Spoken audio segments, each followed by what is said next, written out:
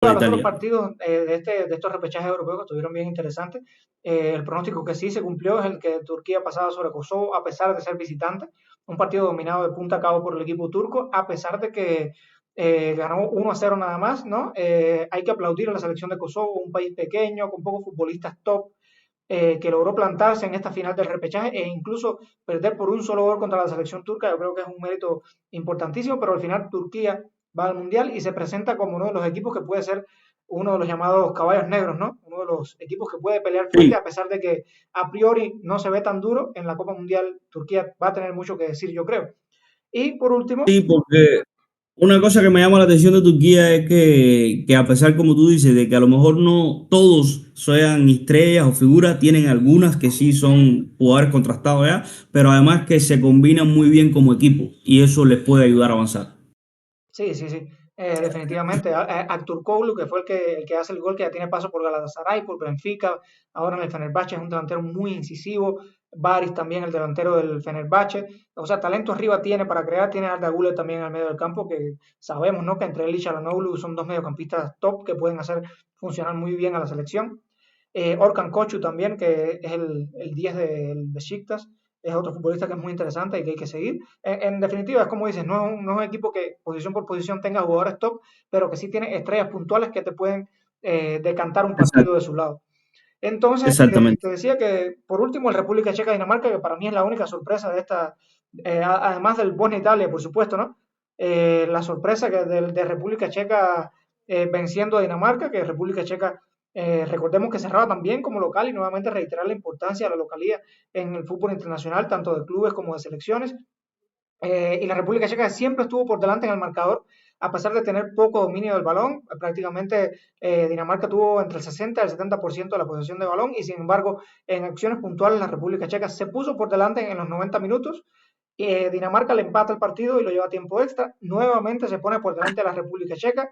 Dinamarca vuelve a empatar mostrando personalidad, pero a la hora cero en los penales el único danés que fue capaz de convertir en la tanda de los cuatro que lanzaron fue Christian Eriksen, el 10, el confiable, el infalible. El resto de jugadores, Rasmus Højlund, los demás que tiraron, que son bastantes jugadores más jóvenes, menos experimentados, todos fallaron. Y eso que mencionas va a ser algo a tener en cuenta en la Copa Mundial, porque cuando empiecen las fases eliminatorias, estoy totalmente seguro que habrán partidos que irán a la definición de penales. Y ahí esto que estamos hablando hoy, yo creo que va a pesar. Van a haber selecciones que en juego, en posesión, pueden ser superiores, pero que tenga figuras jóvenes que van creciendo en el momento y que les puede pesar el lanzar este penal, porque no todos tienen esa personalidad y ese ausencia de miedo en ese momento, ¿no? De temor de lanzar un penal con la presión que hay alrededor y más en un evento oficial. Esto puede determinar, puede ser determinante la toma de decisiones, el orden de los penales, puede ser determinante Es en muy fases importante eso eliminatorias. que dices, teniendo en cuenta equipos que tradicionalmente son grandes y que llegan lejos, pero que en los penales no son muy efectivos. El caso de Francia, te lo voy a poner por ejemplo. Francia en la Eurocopa de 2021 cae en penales contra Suiza. En la final del Mundial 2022 cae en penales contra Argentina. Entonces, la selección francesa tiene mucho talento, sí, pero cuando vienes a ver la Sí, delantera, Mbappé es un jugador joven, a pesar de que tiene mucha experiencia. Eh, Cherki es un jugador joven, Dembélé es un jugador relativamente joven, también Ekitike, Marcos Thuram, muchos delanteros, de los delanteros que tiene Francia, a pesar de que son talentosos, no son jugadores que están acostumbrados a tirar penales calientes, penales pesados en sus clubes, a excepción de Mbappé quizás, por supuesto, y son jugadores que a la hora cero te pueden fallar un penal sin ningún problema. sí, Mbappé y Dembélé son jugadores que son responsables de cobrar penales en sus respectivos clubes y jugadores que ya tienen un recorrido. Pero si vas, un ejemplo, a Turán, en el Inter los cobra Lautaro. Si vas Ekitike no lo cobra en el a Liverpool, ojo. Equitique, los Cherky cobra tampoco en el Soslay, lo City. cobra. Entonces tampoco tienen ese recorrido tan grande en grandes citas que les puede pesar ese penal en ese momento, aunque tengan calidad ese tipo de jugadores. Así es, estoy completamente de acuerdo. Inglaterra también, ¿no? Ha perdido alguna que otra tanda de penales importantes. La final de la Eurocopa, sin ir más lejos, ¿no? Eh, Exactamente. entonces hay que ver. Mucho talento joven, pero como dices, los momentos serios son para jugadores que ya tienen cierto nivel de experiencia y cierta jerarquía. Creo que en ese apartado Argentina creo que sí está muy bien, porque tiene Sí, un líder experimentado como Lionel Messi, un arquero muy experimentado como el Diego Martínez, y también jugadores que pesan mucho en sus equipos. Julián cobra los penales en el Atlético, Lautaro los cobra en el Inter, por Enzo ejemplo. Fernández en el Chelsea. Por ejemplo, entonces Argentina creo que en ese punto les lleva un poco de ventaja a los demás, ¿no? La selección Sí, uruguaya, que también ha dado mucho de qué hablar, pues sacó un empate en Wembley contra Inglaterra, pero a muchos no les gusta el juego plano que muestra el equipo dirigido por el Loco Bielsa, a pesar de que tiene muchísimas figuras. Esta Uruguay, no nos engañemos, esta Uruguay tiene la peor delantera en los últimos 15 años probablemente. Si vamos a los nombres, al talento, Darwin Núñez, Fede Viñas, Maxi Araujo, comparar esos nombres con los Forlán, Cavani y Suárez es una diferencia brutal, yo creo. Entonces mucha gente espera mucho de Uruguay, ¿no? Por la jerarquía que tiene, por lo que tradicionalmente pesa. No es fácil ganar a Uruguay una Copa del Mundo, ni en fase de grupos, ni exacto, en fase eliminatoria, son y tiene jugadores muy buenos nombres, ¿no? fierros, ferios, que son duros, son en la marca, pero realmente sí, la selección de Uruguay sí tenía esto, pero tenía, como bien dices, siempre mínimo dos delanteros arriba que eran jugadores depredadores de área, Letales de estos cuchillas. de 30 goles por temporada, 40 goles por temporada. Entonces, eso hoy Uruguay no lo tiene.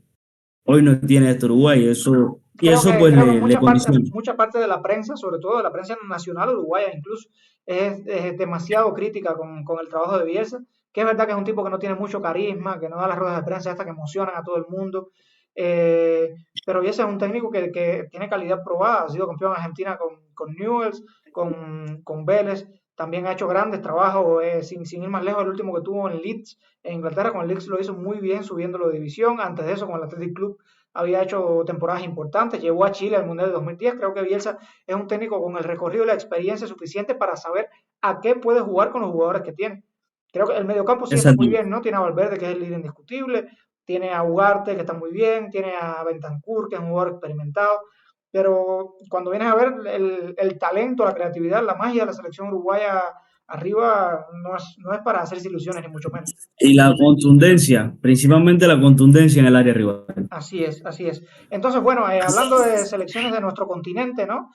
Bolivia llegó al último partido del repechaje con opciones muy reales, con todo el país emocionado, con ilusión de ir al Mundial después de muchísimo tiempo, y sin embargo no pudo con Irak, que Irak también hay que darle su mérito al equipo de Medio Oriente, que hizo un partidazo, que aprovechó una jugada de balón parada en el primer tiempo, Bolivia se lo empató, y sin embargo Irak fue capaz de volverse a poner por delante en el marcador y acabar ganándose su pase a la Copa del Mundo. Por supuesto, aplaudir y reconocer al equipo boliviano que lo hizo muy bien, tanto en la fase clasificatoria como en el repechaje, pero no pudo ser.